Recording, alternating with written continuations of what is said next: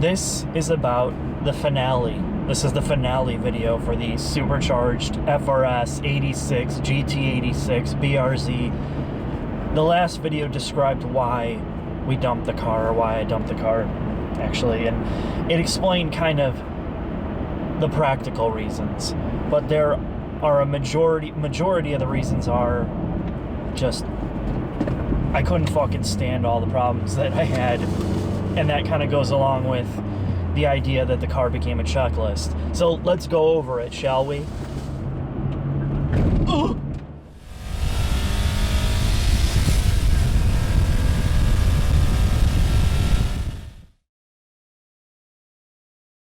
Mechanicals. If you don't know anything about this platform, let me give you the briefest history lesson.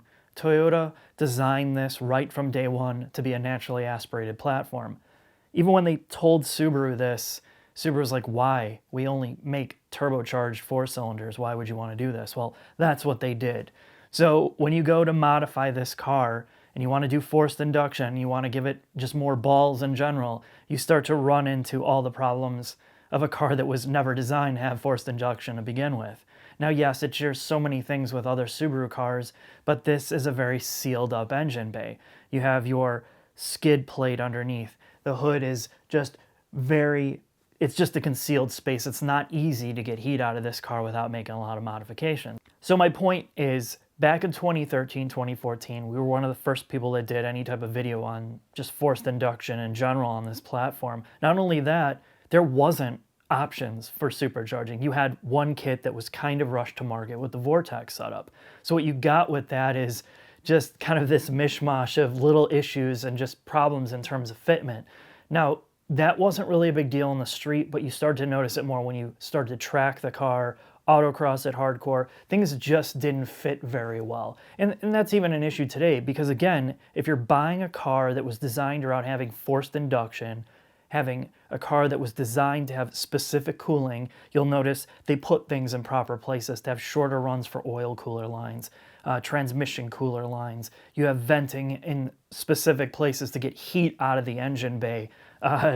Just all those little detail work things, you kind of have to do this yourself, and there's just not a lot of room to do it right. Yeah, I get these constant questions. Well, why do you guys have so many cooling issues? Well, it's not just cooling, it's heating. You know, we chose to do this Perrin oil cooler, which a lot of companies follow this same formula. You mount the oil cooler in front of the intercooler, and you run your lines to a thermostatic plate that is made by Mocal. And this thermostatic plate opens up full-blown oil flow to this cooler at 100 degrees Fahrenheit. What a lot of people don't understand is it always allows trickle flow to this cooler, no matter what, to prevent vapor or airlock, whatever, in the lines. So you always have a little bit of trickle flow into it until it hits 180 degrees, which is fine unless you live in a cold climate. In the winter, with this being in the center, it's overcooled. So our oil never got up to full temperature. And if it did, when you start to beat on it, it would drop so fast that I couldn't get it above 140, 150 degrees. And it's supposed to be between 180 and 190. So, you know, in the summer, yeah, it's great, but in the winter, you have these trade-offs. So in the winter, what we did is just disconnected the thermostatic plate from the actual oil filter assembly and put just 10 AN plugs, I believe. I think they were 10 AN, I don't remember now, but put plugs in the lines and then just zip tied them out of the way. That way we didn't have the overcooling, and that was simple. Now, the negative part about that is in the summer, you have to reconnect them. You really should probably drain the actual oil cooler because there is oil that sits in the cooler, which becomes another point. You know, there's always oil in that cooler. So when you do your oil changes, you really kind of want to do shorter intervals because you're going to put fresh oil in and then you're going to get that backflow of contaminated oil from whatever oil's sitting in the oil cooler. So that's something other people don't think about as well.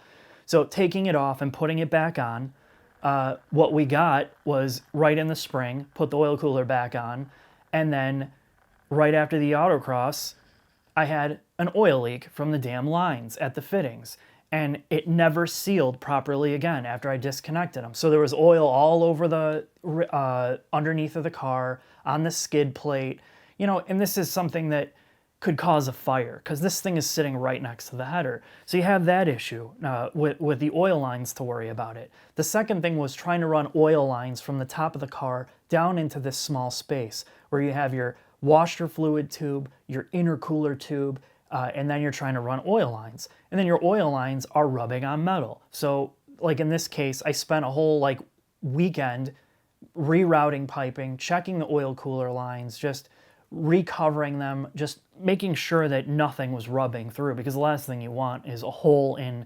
the goddamn intercooler piping or in the actual oil lines. I mean, it just could be catastrophic. So it's just, again, this was more headache than I ever expected with this. The other part was I finally just decided to take the headlights out and just grind the piss out of them to get more clearance for the oil lines. So like that's where the headlight sits, and obviously everything's packed behind it. But the oil cooler lines, no matter what I did, were always touching the headlight, which you don't really have this problem on the BRZ from my understanding. But because of this design, I just had to destroy the headlight to get the oil cooler lines to fit. The second thing from our track day in terms of oil leaks, we started noticing that our bleeders started seeping and leaking brake fluid, which could be catastrophic on the track. And this is just another area that you have to worry about when you start modifying brakes and all that other shit. And we were really diligent about this. Before we ever went to a track, every single bolt on this chassis and suspension was retightened to spec, to torque spec.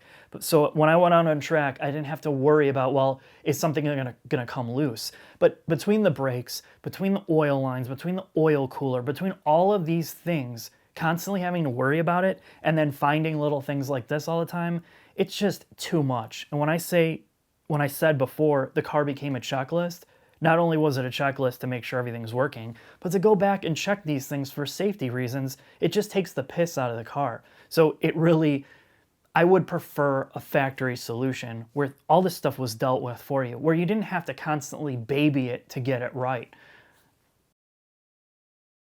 The last thing that just kind of killed it for me was the tuning. And I went through a lot with Jeff Perrin when I first got the Vortex Supercharger. They supplied the tune for it. I chose him because not only did he have the car, he drove it with forced induction, he built the parts around this car, he just had a really good handle on it. And he had done, obviously he's been in the Subaru world for a while. He had a turbocharged Lotus that he had before. He understands how to tune for forced induction that's going to be safe and consistent. From day one, he knew that I was going to be taking this to the track, autocrossing and driving on the street, and I needed the car to be stable. I didn't care about horsepower. That tune worked out really well, but it took months to get it right. Back and forth, logging, learning what was wrong, what was right. In the car, being in Illinois and he was in Oregon, the fueling was different. There were changes that had to be made to the tuning. So after about a year and a half, I decided to try some different tuners because everybody's like, oh, you should be making more power, blah, blah, blah. So I switched to FA20 Club, which was just fucking garbage. I didn't keep it for more than a week, and that was right around all the problems people were having with the guy, so that's really not fair. But then I switched to Delicious, which was Bill's tune, and this was his first flash and go speed density tune. And Bill had never touched a Vortex Supercharged car before, but because of his speed density tuning and some of the other forced induction kits he had done, he felt like it was going to work for all of them. Well, when I first flashed his tune that I got, which I paid full price for, this was not a freebie, flashed it, started it, and this is what happened. Need to start logging just to make sure there's nothing going on, hopefully. Cross my fingers.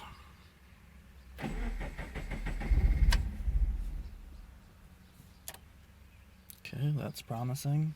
Let's try it one more time.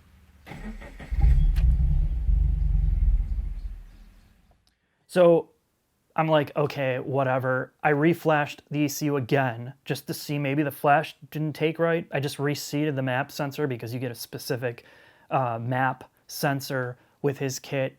That time it started. Don't know why, don't know how. And I just let it sit for 10 minutes. And when that direct injection mode switches, it goes to full direct injection. You can hear the chirping. Well, I'm looking at the laptop and the logs, and I can clearly see the long-term fuel trims were maxed out. The car's flooding with fuel and you can smell it. Something's not right. Turned it off, emailed him, waited 2 days, parked the car.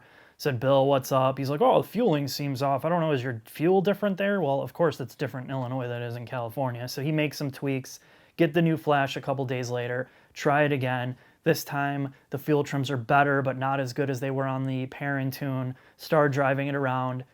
Thing drives like shit, choking, hesitating, stalling when you try to go wide open throttle. Park the car again, wait a couple days to get another flash file back. He's like, well, I need to adjust this, that, send him logs.